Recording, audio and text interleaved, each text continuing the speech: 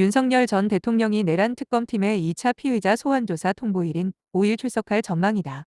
다만 특검팀은 오전 9시 출석을 요구한 반면 윤 전 대통령 측은 오전 10시 출석을 주장하고 있어 시간 조율이 필요할 것으로 보인다.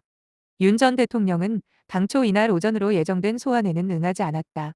윤 전 대통령 측은 1일 머니투데이와의 통화에서 오는 5일에 출석할 의사가 있다며 시간은 협의를 해야 하는 부분이다.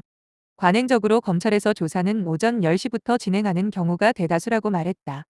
앞서 특검팀은 이날 오전 9시로 예정된 2차 소환 조사에 윤 전 대통령이 나타나지 않자 소환일을 5일로 재통보했다. 박지영 특검보는 이날 오전 브리핑을 열고 윤 전 대통령이 이날 특검의 출석 요구에 응하지 않고 불응했다며 특검은 윤 전 대통령에게 5일 오전 9시까지 서울고검으로 출석하라고 통지했다고 말했다. 윤 전 대통령 측이 5일 출석 의사를 밝힌 만큼 시간 조율만 남았다. 첫 번째 소환 조사 때에도 특검팀이 오전 9시로 통보했다가 오전 10시로 미뤄달라는 윤 전 대통령 측 요청을 받아들인 만큼 이번에도 소환 시간은 오전 10시로 조정될 가능성이 높다.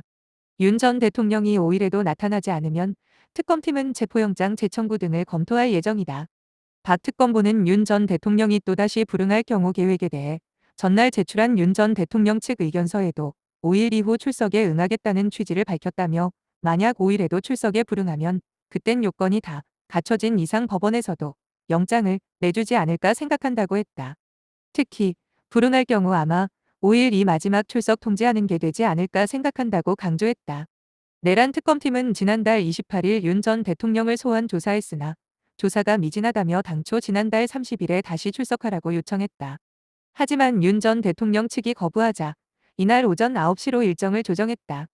하지만 윤 전 대통령 측은 특검은 지난달 28일 조사가 장시간 진행돼 윤 전 대통령이 29일 새벽에 귀가했음에도 충분한 시간적 여유 없이 즉시 재소환을 결정했다며 이날 출석이 불가하다고 했다. 2차 소환 조사 때에는 1차 때처럼 대통령 경호처 동원 체포 저지 지시와 비화폰 정보 삭제 지시 혐의는 물론 국회의 계엄 해제안 표결방해 외환 혐의 등을 조사할 것으로 보인다.